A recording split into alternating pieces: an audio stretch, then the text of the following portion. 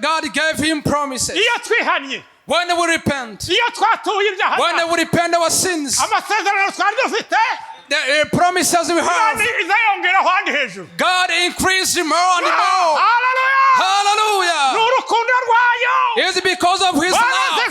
Hallelujah. Hallelujah. Hallelujah. Bwana asifiwe. Praise the Lord. Hallelujah. Hallelujah. Abaririmbyi barakoze. Singers were done well. Imana ibahe umugisha. May the Lord bless you. Dusome subire mu byanditswe. Let's read once again Holy Scriptures. Tumbe abadusomera. Let your people to read for us. Urwandiko rwa mbere rwa Yohana. The first epistle of John. 4 no kuri 7. Chapter 4 verse 7. Uje kugeza ku murongo wa 21. Up to verse 21. 4 urwandiko rwa Yohana. First John.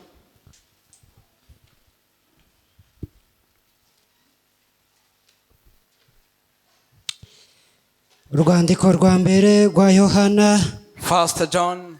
Igice cyaho cya 4 umurongo wa 7. Chapter 4 verse 7. Kugeza ku murongo wa 21. Up to verse 21. Haravuze ngo bakundwa, dukundane kuko urukundo ruva ku Mana. Umuntu wese ukunda yabyawe n'Imana kandi azi Imana. Udakunda ntazi Imana kuko Imana ari urukundo.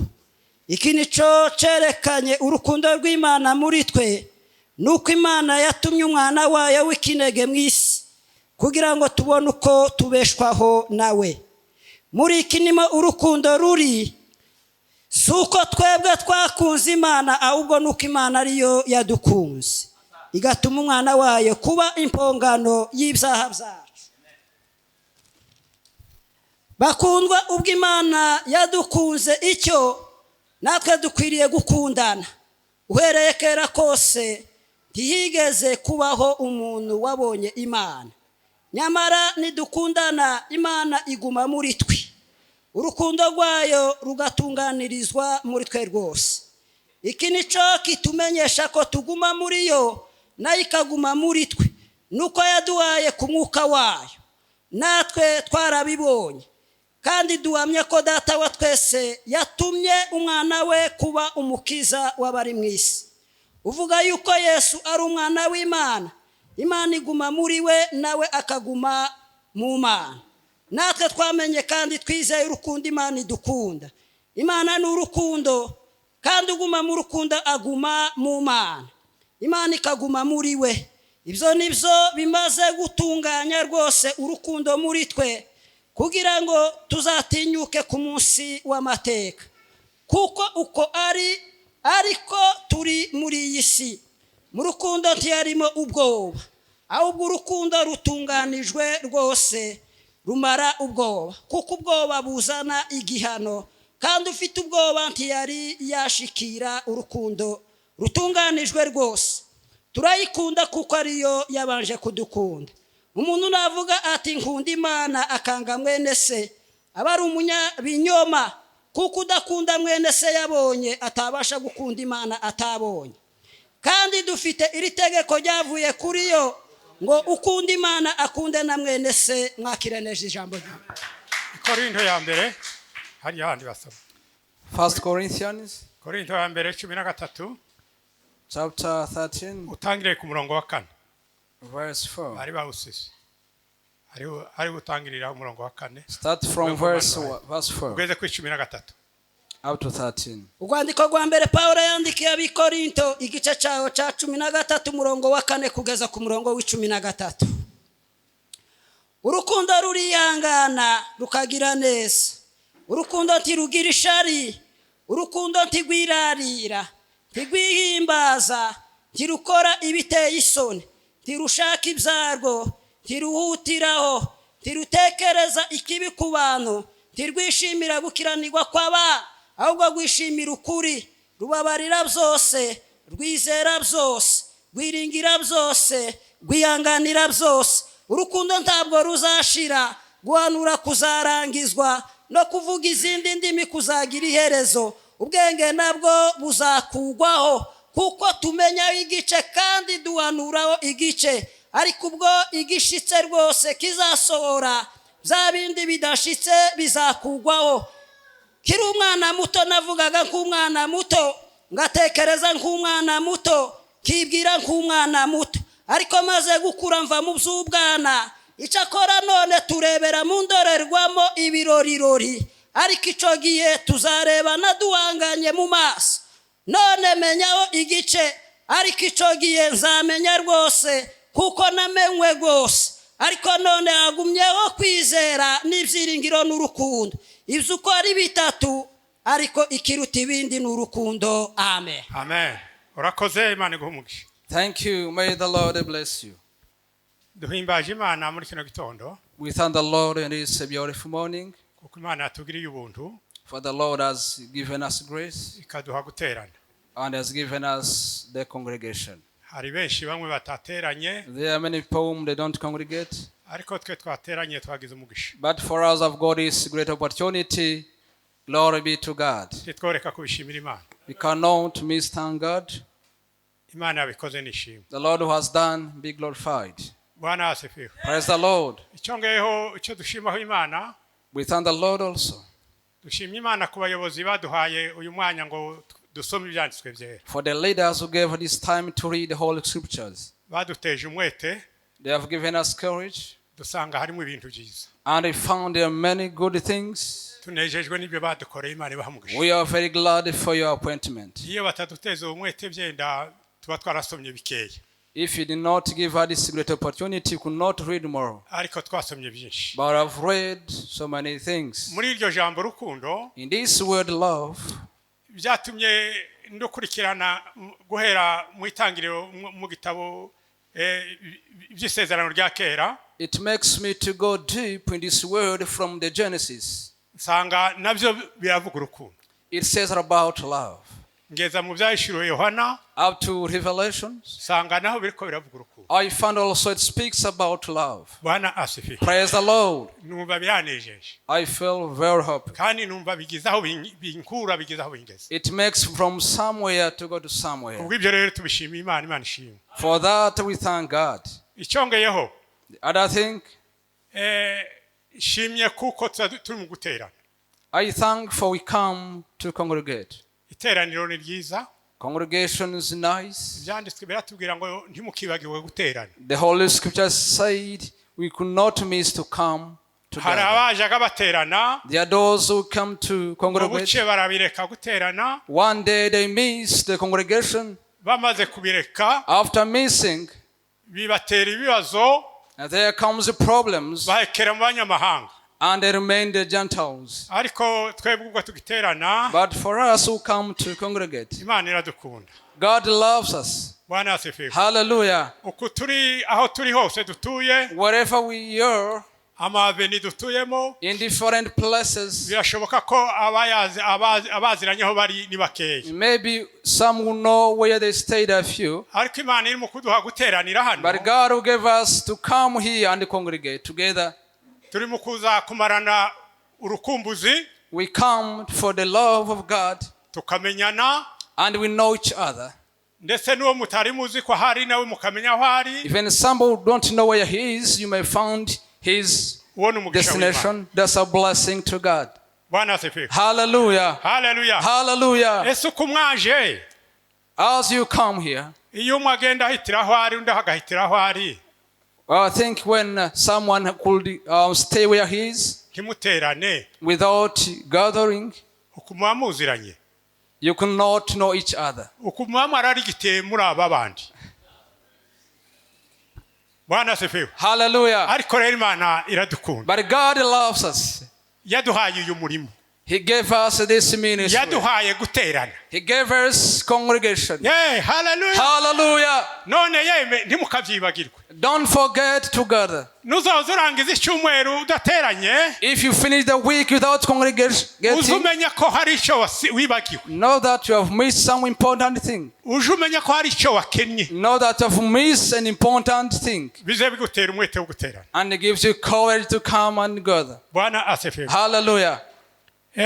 natekereje ko tuganira aya magambo I thought about this word you could share today avuga urukundo that speaks about love. umutwe wari ya jambo The theme of this word, uravuga ngo Imana ni urukundo it says God is love, ngo natwe dukwiriye gukundana and we should love each other. Imana ni urukundo God is love, natwe abakunda Imana and as we love God, cyangwa bitirirwa Imana I belong to God, ngo dukwiriye gukundana we should love one another. Bwana asifiwe Hallelujah. haleluya Hallelujah. haleluya Hallelujah. haraho urwandiko rw'abaroma ruvuga Where there is Romans says, 12 n'umurongo w'9 chapter 12 verse 9, haratubwira ngo urukundo rwanyu ntirukagira uburyarya it says, may your love does not have hypocrisy. urukundo rw'abari mu nzu y'Imana ngo ntirukagira uburyarya May your love who stay in the house of the Lord may not have hypocrisy. ngo baje banga ibibi urunuka You may hate the evil, ngo bahorane n'ibyiza but stay with good. Bwana asifiwe Hallelujah. haleluya Hallelujah. haleluya Hallelujah. ibibi nibyo biza bituma abantu badakundana The evil thing makes people not love each other. ariko iyo baretse ibibi bazagomba gukundana When you go away from the evil, you love one another. Bwana asifiwe Hallelujah. aho rero byatumye maze gusoma ibyo byanditswe When I've read these whole scriptures, numva haje indirimbo nyinshi many songs come to me. haje indirimbo zitatu There come 3 songs. ziraguma zikampata ngo arizo ndirimba ngo mpekeraho It come vibrate in me. ariko ibyo bitekerezo ndabinanira And those minds I put aside. haleluya Hallelujah. ariko bituma mvuga ngo ndahitamo indirimbo imwe mu yindirimbire But I say I will choose one song, thereafter we sing. indirimbo y'149 mu ndirimbo zo gushimisha The song ivuga ngo 149, mbega urukundo which rw'Imana yacu says, what amazing love of God. none ga abaririmbyi babishoboye muze mu yindirimbire Singers may come forward and we sing that song. kuririmba sinabizi jewe I don't know. ariko ndabikunda I'm not good in singing, but I love to bazaririmba sing. nkumva ndanezerewe When they sing, I feel so happy. haleluya Hallelujah. haleluya Hallelujah. Pastor Matayo na nyambo harya na nyambo nza mbona ari bo bashaka nko ku Matthew, Pastor Matthew and Nyambo, n'abandi baze you babafasha may come and help us to Really, sing really. that song. tubone kuvuga ari amagambo tuvuga Thereafter we speak about his words. Yes. 149 mbega urukundo rw'Imana yacu 149 says, Yes. Maritime yabaye menshi. babishoboye baze let's all sing together.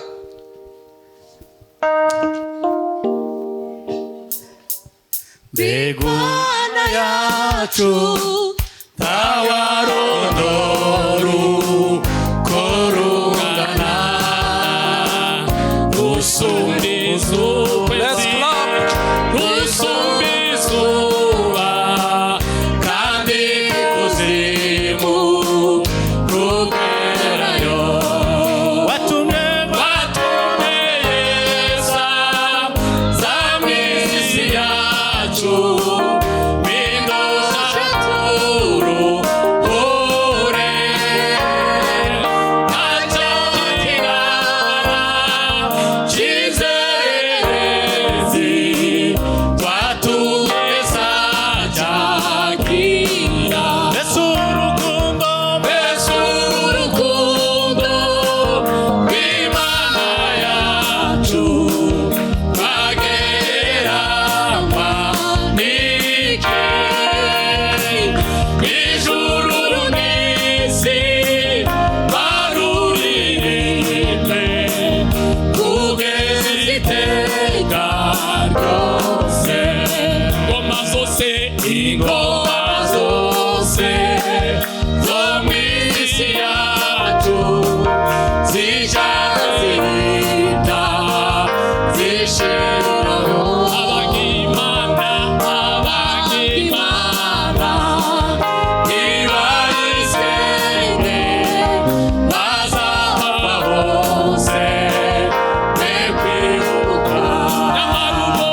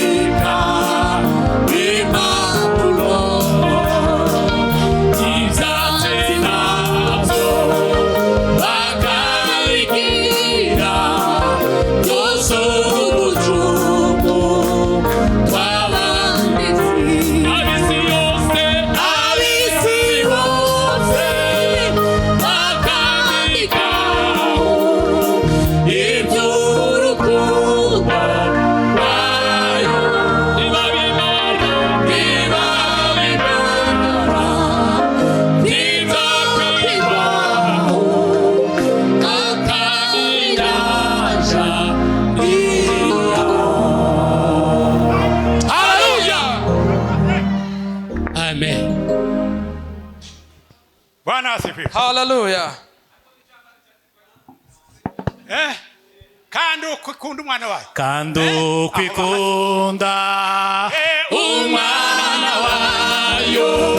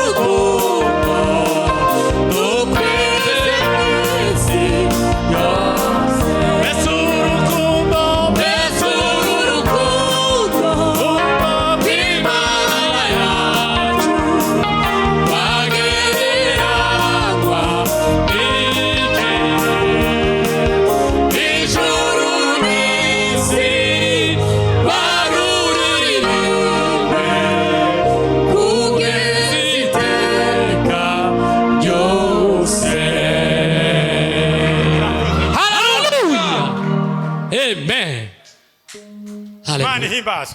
Hallelujah. Bwana asifiwe. Praise the Lord. Tuzamure ibiganza duhe Imana. Let's lift up our hands to the Lord. Bwana asifiwe. Hallelujah. Bwana asifiwe. Hallelujah. Kandi ukwikunda umwana wawe. As he loves his son, nje nikwikunda. he loves the same. Ndabikwiriye.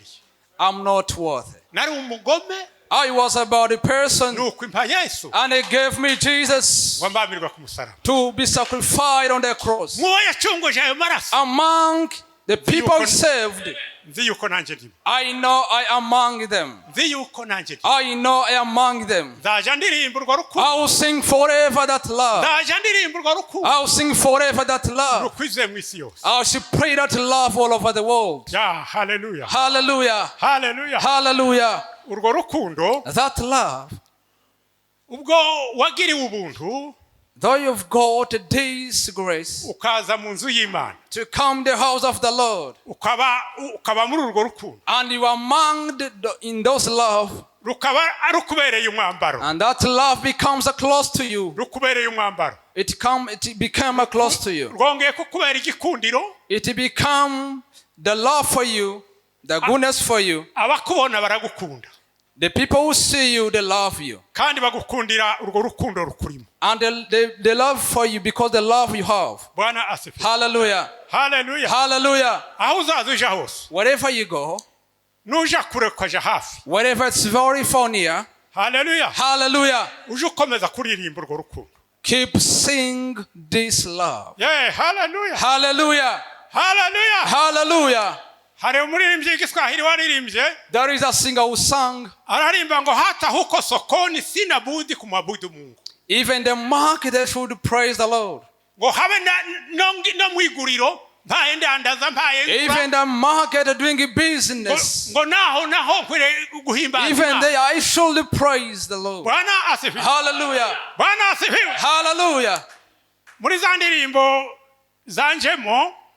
Hallelujah.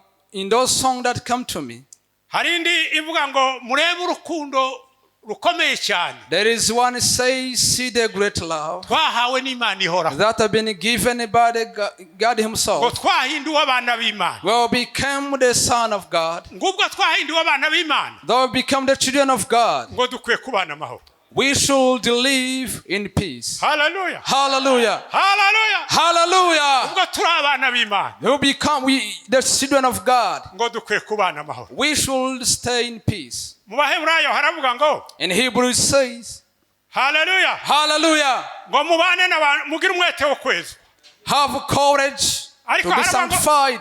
And live peace with everyone. Live peace with everyone. And have the heart of sanctification. Whoever is not sanctified will not see God. Hallelujah. Hallelujah. Hallelujah. Hallelujah. Hallelujah. Praise the Lord. Hallelujah. Hallelujah. Others sing a song. aravuga ngo urukundo rwa Yesu. The love of God. Urukundo rwa Yesu. The love of Jesus. Koko rwatugezeho. It come to us. Koko rwatugezemo. It come to us. Rudukura mu kaga. Until move from the bad situation. Ko gukunda ibyisi. To love the evil things of the world. Hallelujah. Hallelujah. Hallelujah. Hallelujah. Urukundo rw'Imana. The love of God. Rwadukuye mu kaga. It come from us from the evil things of the world. Ko gukunda ibyisi. To love the evil things of the world. Imana ihimbaza. Glory be to God. Hallelujah. Hallelujah. Kandi ubwo uko ariko tumeze. We are like that. Dutegereje kuzazamuka. We are waiting to go to Jesus. Dutegereje kuzataha. We need to go back to our home. Kandi igihe nigishika. When the time reaches, aho tuzaba turi hose. wherever we shall be, bizasohora tuzazamuka. it will come to pass. Twitegurana urukundo. And let's be prepared with love. Bwana asifiwe. Hallelujah. Bibiliya yatubwiye ngo the Bible says, hallelujah. Hallelujah. Hallelujah. Hallelujah. Yatubwiye ngo bakundwa, dear friends, ngo dukundane. Let's love one another. Bakundwa dukundane. Dear friends, let's love one another. Kuko Imana ari urukundo. Because God is love. Imana ni urukundo. God is love. Bwana asifiwe. Hallelujah. Hallelujah. Hallelujah. Hallelujah. Hallelujah. Dukundane bakundwa. Let's love one another, dear brothers. Kuko Imana ari urukundo. Because God is love. Haraho Bibiliya itubwira ngo where there is where the Bible says. Ngo kuko Imana yakunze abari mu isi cyane. So God loved so much the world. Ngo byatumye itanga umwana we w'ikinege. He gave his only begotten son. Kugira ngo umwizera. So that whoever believes in him atarimbuka. will not perish. Ahubwo ahabwa ubugingo. Rather he has eternal life. Utamwizera we. Whoever does not believe. Bibiliya ikavuga ngo kera yashiriweho iteka. He has already. Kera yashiriweho iteka. He has already died. Nta byiringiro afite. He has no hope. Bwana asifiwe. Hallelujah. Hariya hepfo barangirije. Where I've read. Mu Bikorinto. In Corinthians. Hatubwiye ngo hagumyeho kwizera. Lest faith remain in you. Hagumyeho kwizera. Lest faith remains. N'ibyiringiro. Even the hope. N'urukundo. Even the love. Wikiruta ibindi muri ibyo bitatu. The more than those three. Ngo n'urukundo. Is love. Yeah, hallelujah. Hallelujah. Hallelujah. Hallelujah. Hallelujah. Hallelujah. Nituguma mu rukundo. If you remain in love. So dufite ishusho y'Imana. We should have the image of God. So tuba dufite ishusho y'Imana. We will have the image of God. Ubuhamya ko turi abana b'Imana babugaragara. The testimony that we are children of God will be displayed. Kuko tuba twambaye ishusho y'Imana. Because we have the image of God. Ishusho y'Imana n'urukundo. The image of God is love.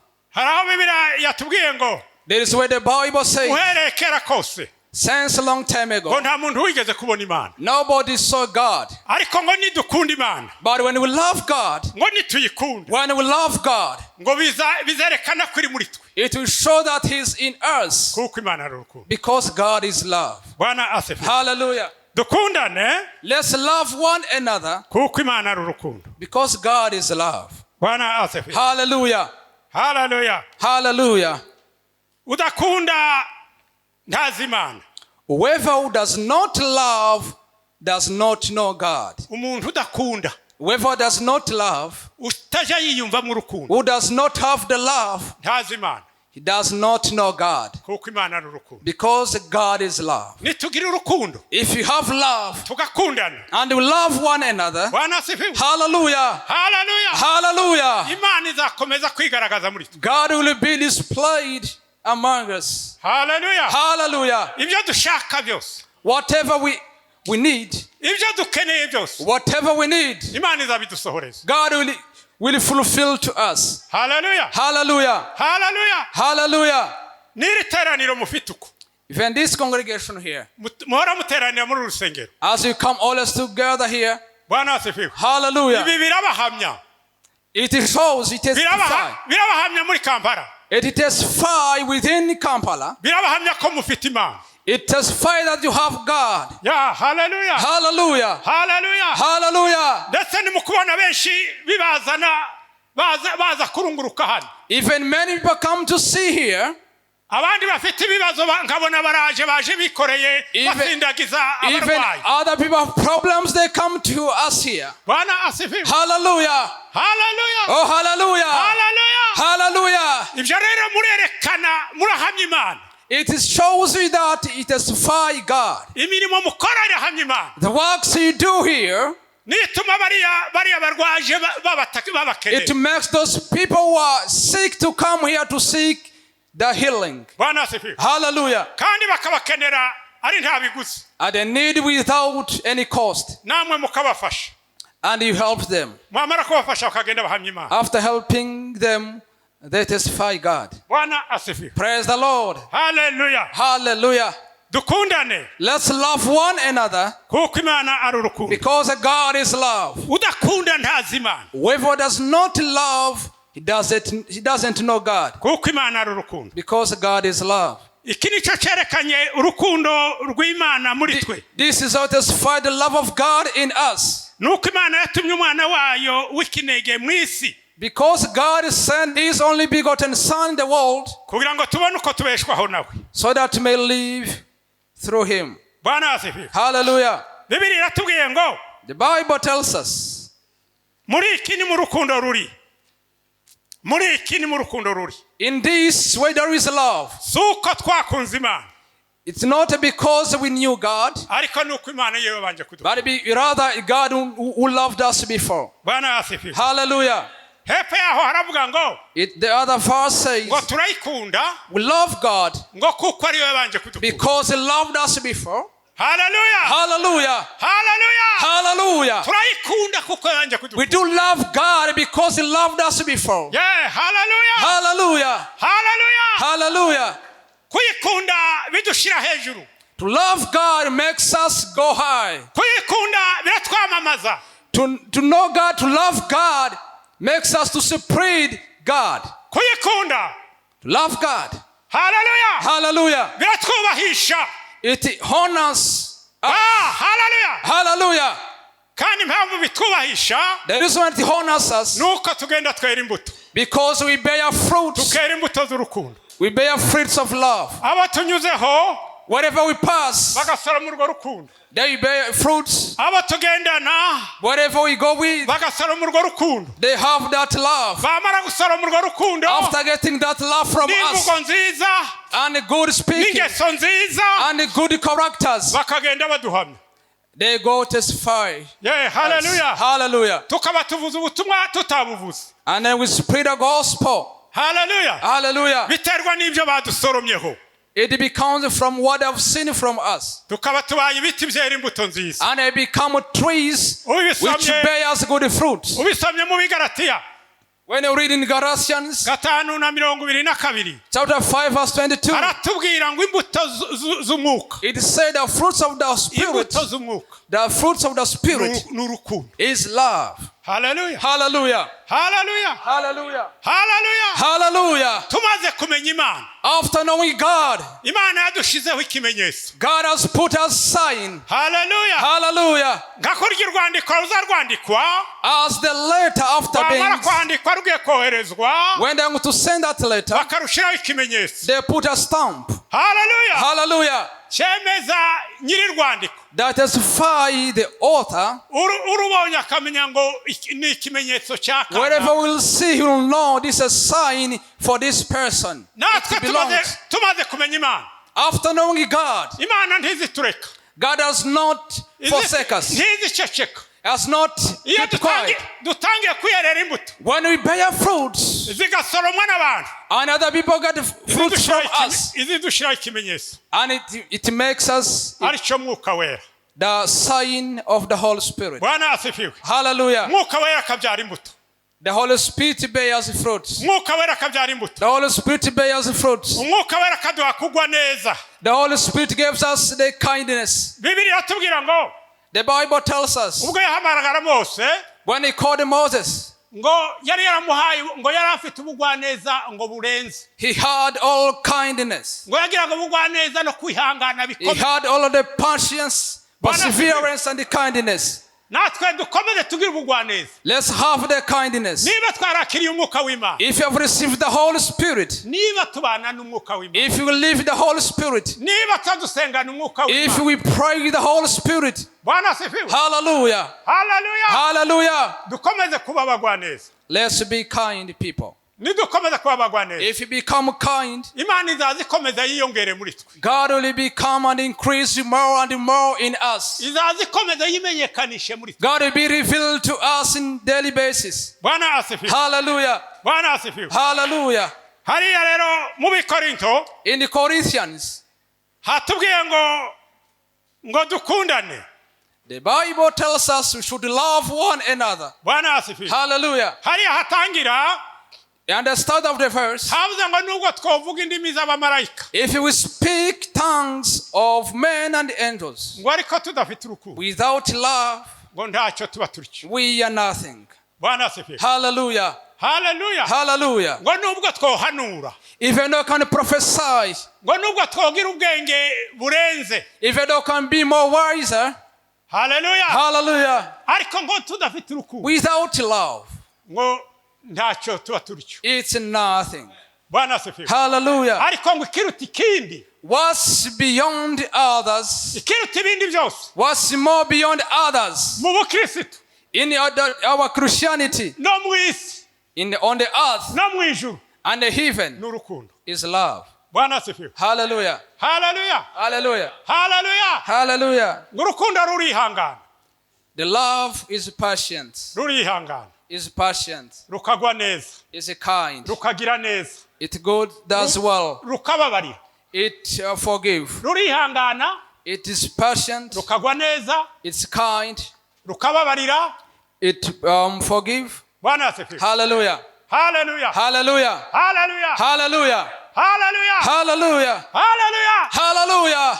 Ariya masengesho Yesu yigisha abigishwa be, The prayers Jesus told his disciples, yaravuze ngo utubabarire, he told them, forgive us ngo nguko natwe tuzatubabarira abari mu bya, as we forgive the people who offended us. urumva kubabarira ni ikintu kinini. Forgiveness is a big Kubabarira thing. ni imbuto y'urukundo. Forgiveness is the fruit of love. Dukomeze tubabarirane, Let's forgive one another kandi dukomeze twihanganira. and let's be patient to one another. Baza baca umugani bakuru There is a parable. ngo izegeranye, When things are together, ngo izegeranye, when things are ngo together, nizo zikubitana amahembe. is have quarrels. Uzugira ngo uragira utya, You may intend to do something, ya mahembe ukayakubita ku wanyu, and those horns, wayakubita ku wanyu akababara. and you throw those horns to Ariko your rero icyo neighbor. dukwiye gukora ni ukubabarirana, What they should do is forgiveness. kandi ujye ukubitwaho ihembe nawe If you're not sure there were horns, akihangana. you should also persevere. Bwana asifiwe. Hallelujah, Hallelujah. hallelujah. Akihangana You should persevere. kugeza aho ababarira.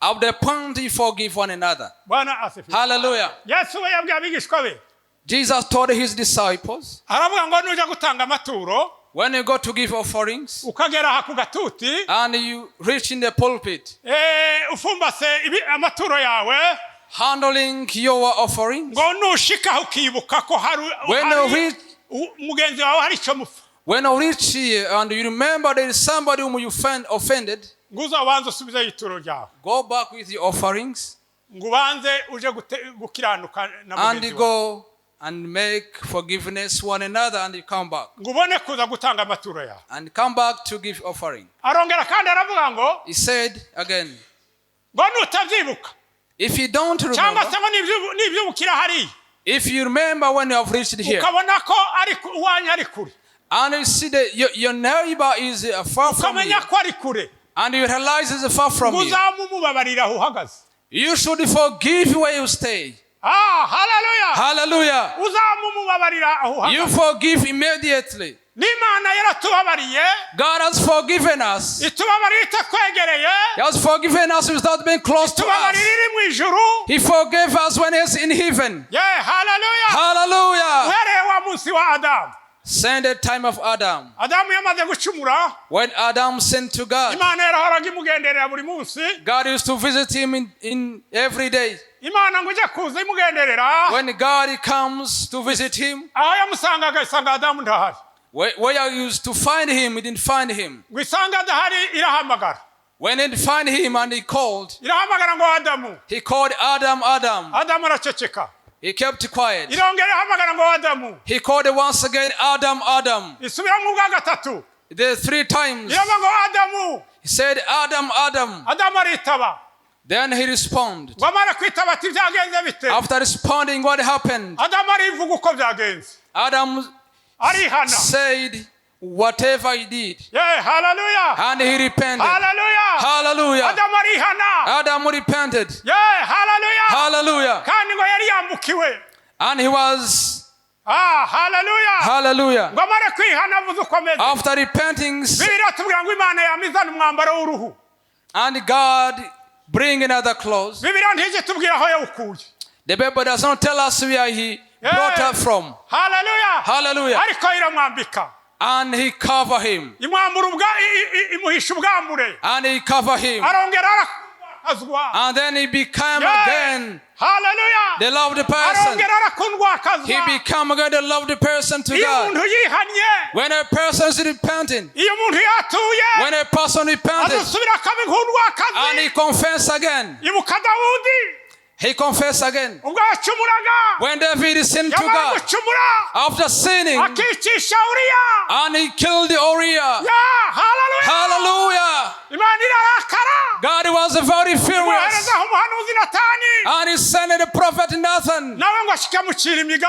And he told him in the parables. When he told him in the parables, David said that the person, he should be killed. Yo, hallelujah. Oh, hallelujah. Nathan said, you king. That person is you. That person is you. Yo, hallelujah. Hallelujah. Say David. David kneel down.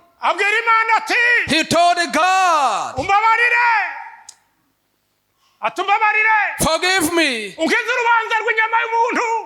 Give me from the judgment of the person whom I've killed.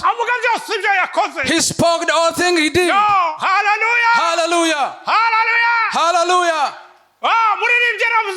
The singer said, repentance is not wisdom. Repentance is not about the wisdom. It's speaking whatever you have done. Hallelujah. It's speaking whatever you did. And you said all things. Hallelujah. Hallelujah. When David repented, after telling God to forgive the judgment of a person, and he told him to give it a new heart, and he removed the old heart, the heart of malice, the heart of sin, remove that heart. Hallelujah. After speaking those words, and God gave him again the promises. Hallelujah. Hallelujah. God gave him promises. When we repent, when we repent our sins, the promises we have, God increased more and more. Hallelujah. It's because of his love. Hallelujah. Hallelujah. God told David, the kingdom will not go away from your descendants.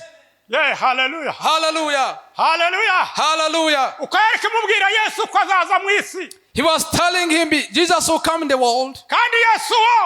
And Jesus, the Bible tells us, his kingdom will remain forever.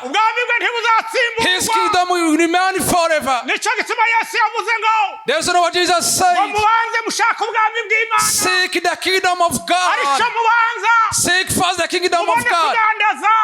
Then you show. mubone gukora indi mirimo. Then you do other works. Hallelujah. Hallelujah. Ariko mubite ubwami bw'Imana. Seek the kingdom of God first. Abatwara bahabwa ubutware. He gave it the authority. Maze babanza ubwami bw'Imana. They seek the kingdom of God. Hallelujah. Hallelujah. Maze babanza ubwami bw'Imana. They seek first the kingdom of Imana God. izazibongerera ibindi. And God give you another thing. Hallelujah. Hallelujah. Bwana ziviwe. Praise the Lord. Igihe kimwe Imana yadutumye i Bukavu. One day God sent us to Bukavu. Ku bategetsi b'umurenge. To the authorities of our community. Abasirikari n'abapolisi. Soldiers and policemen. N'abakuru b'ubuyobozi bwa gisivile. And other authorities. Imana iratubwira ngo mubumwe. God told us to be one. Ngo urukundo rwaragabanutse muri mwe. The love was reduced in you. Ngo ariko mubumwe. But be one. Ngo umwe wanyu ari mu kubona akazi. One among you. Ngo akaba ari mwe mu murwanyi. When he has a job, ntarwanywe you n'abandi. stand to fight against him. Hallelujah. Hallelujah. Atariko nimukundana. When you love one Imana another, izazibongerera indi mirimo. God will give you more works and more works. Bwana asifiwe. Hallelujah. Bwana asifiwe. Praise the Lord. Ati kandi icyo mushaka cyose. Whatever you need, nzakibagezaho.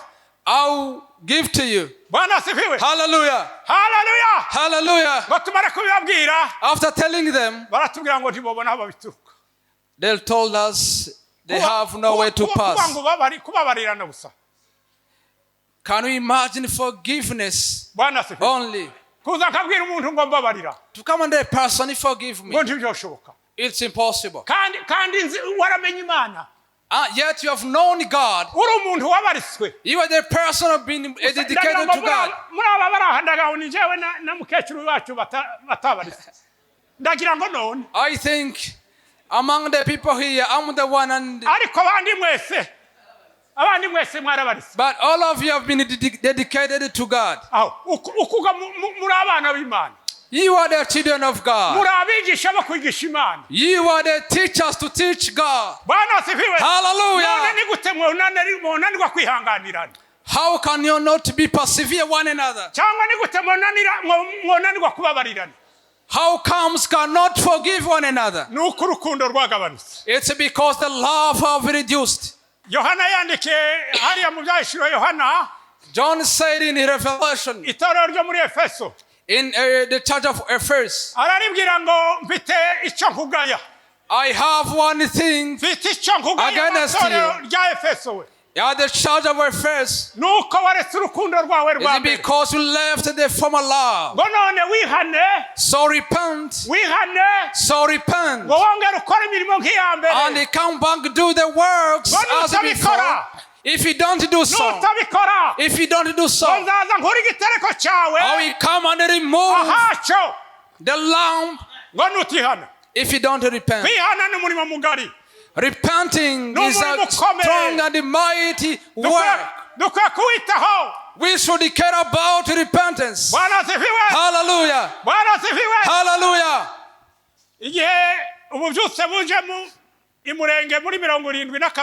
When the revival came in our country, in our homeland, people could do the prayers. They stay outside. Everyone who came repent. Every person who came in should repent. Everyone should speak. We should have spoken all things have done. Even though you can do it, it come to pass. Hallelujah. After us speaking, there is another in the pulpit. There is other intercessors who prophesy. And you pass by them. And they know what you have left. And they tell you. Oh, hallelujah. Hallelujah. Whatever I have not spoken, after speaking to you, and you speak. Hallelujah. Oh, hallelujah. That's where the revival came. Hallelujah. Hallelujah. Hallelujah. Hallelujah. abantu bazaga baterana mu iterane. People could come in the gathering. Uko nguko abagore baraturusha bagira umutima woroshe kuturusha.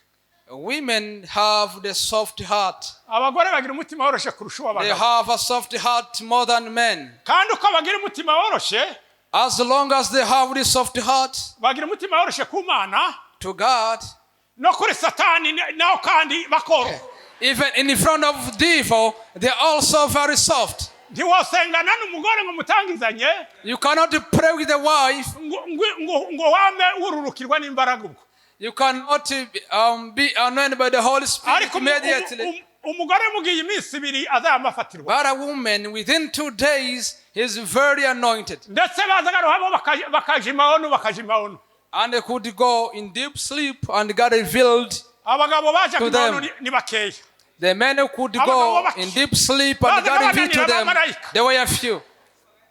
The angels could come and take them and to show them what's in heaven and show them what about the people here. Some men, they refused. But among the women, even 5 could go at the same time. Hallelujah. Hallelujah.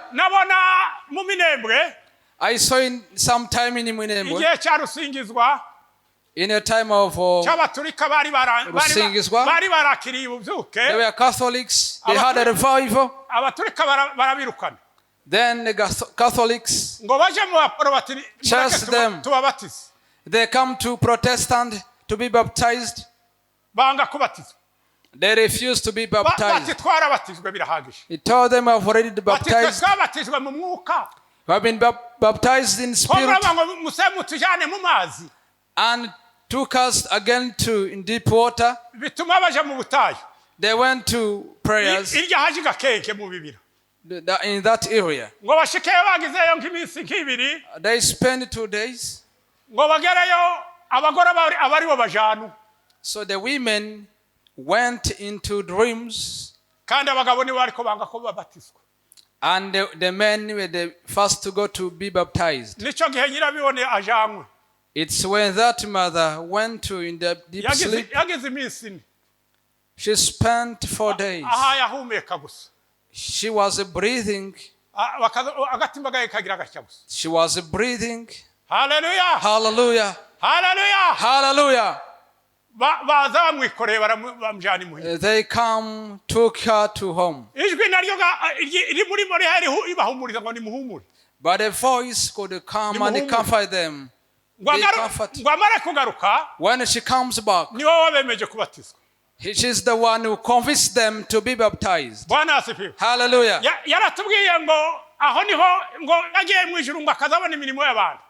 She went to heaven and she could see the works of people.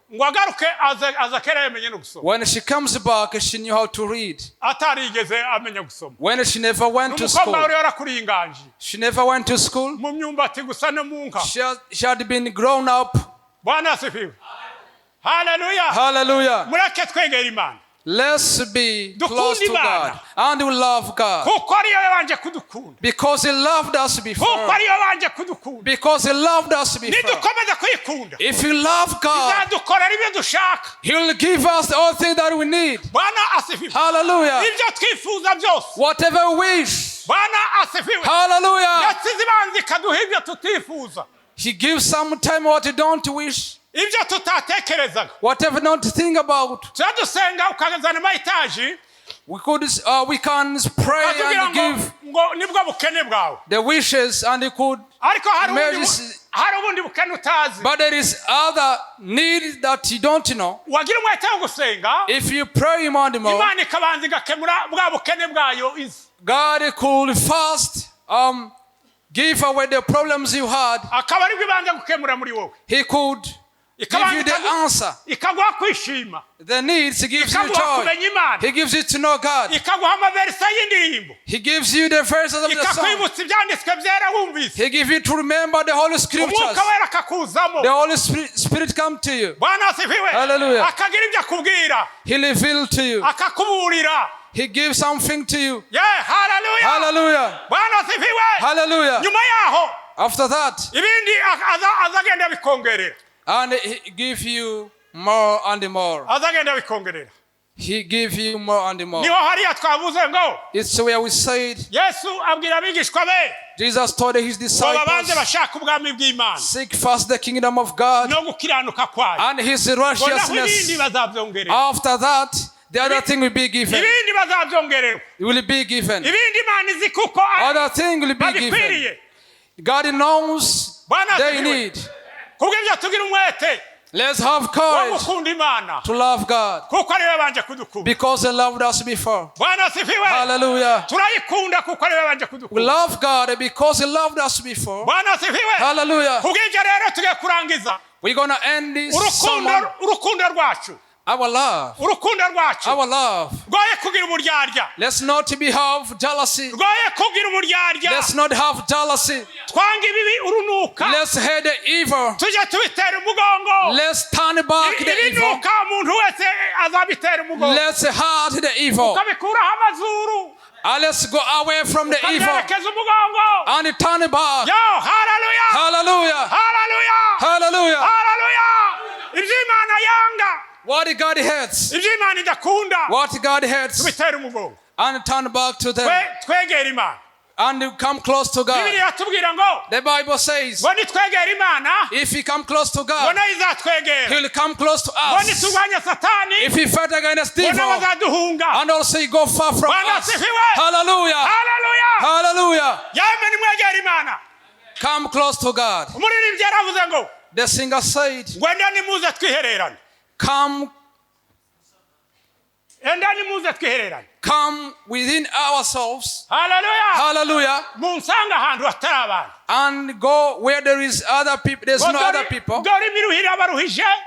There is troubles Urusaku rurabarembeje. and noise. Ngo mureke ibyifuzwa n'ab'iyi si. Don't desire the evil things of the world Mushake ibyahishwe abanyabwenge. and seek what is not revealed by the Jewe na wise. data. I and the Father. Uwo ni Yesu wavugaga. This is Jesus who said, Niyo wabwiye uwo muririmbyi. He's the one who told that Ngo singer. njyewe na data. I and the Father. Iyo ni Imana. He's the God Ngo Himself. tubana namwe. We should remain in you. Tubana namwe. Ntitubane namwe. Ariko tubana namwe. We remain in you. Bwana asifiwe. Hallelujah. Imana data. God the Father N'umwana wayo. and the Son. Iyo tuyizeye. When we believe, Iyo twatuye ibyaha byacu. when we repent our sins, Iyo twitandukanije when we n'ibyidakunda. go far from the evil, Imana ubwayo. God Himself N'umwana wayo. and the Son N'umwuka wera. and the Holy Spirit, Bizabiza bikaba muri twe. they come and dwell Bwana in us. asifiwe. Hallelujah. Hallelujah. Hallelujah. Hari ibitabo bifite ishusho. Hari ibitabo bifite ishusho There are books that have the image, z'umukirisitu. the image of a Christian. Umwuka wera azaza akamurika. The Holy Spirit could come and light. Yamurika atya hejuru ye After lighting on the Christian, nk'imirasa y'izuba. the shine of the sun. Ibiri mu muntu What is in person? uza usanga harimo ingurube, You may find there's spokes, harimo imbwa, there are dogs, harimo udufunya. there are other kind of Ibyo animals, n'ibiryo byo kwihishira. there are other things that are very bad. Uza ugasanga harimo inyamaswa nyinshi. There are many animals. Ariko umwuka wera yamurikiye. When the Holy Spirit light Biza bitangira gusohoka. and they go far, Biza bitangira they gusohoka. started running away. Iyo amaze kwika umwuka wera mu muntu. After receiving the Holy Spirit, Umwuka wera yamanutse mu muntu. when the Holy Spirit come in a person, Umuntu akishima. and the person could rejoice. Hallelujah. Hallelujah. Bya bindi byose biza bisohoka. Those kind of animals could run far from the person. Kandi byamara gusohoka. After go far from him, Ntibimuje kure. they don't go from. Biza bimuhagarara imbere. They don't go far. Ntibiza They bija kure. stand in the front and the back. Ariko rero iyo Yesu ubwe. But when Jesus Himself, Yesu ubwe iyo amanutse nawe. when Jesus Himself come, N'ishusho y'Imana ikamanuka. the image of God also come. Birya byose bizaba iyo bihera. All those kind of stuff run far. They run far. And also remain the end of devil. He could come and see. And those all kind of stuff run far. Even the servant could run. And the person is really sanctified. The God, the Father, the Son, and the Holy Spirit, they come in the person. After dwelling in the person, and they raise. A person is raised.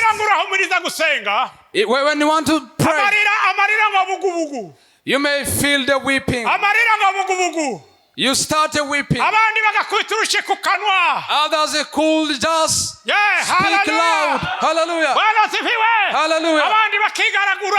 Others could turn back. Hallelujah. That shows when a child does not see the father, the child could come in front of the mother and start. That shows that we are children. When we cry, it shows that we are children. Those are the signs that shows we are the children of God. Hallelujah. Hallelujah. When we rejoice, and also the signs. Hallelujah. The Holy Scripture says, rejoice in the Lord forever. I speak once again.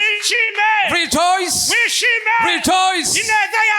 May your goodness may be known by other people. Our Father is here. May the Lord bless us. Amen.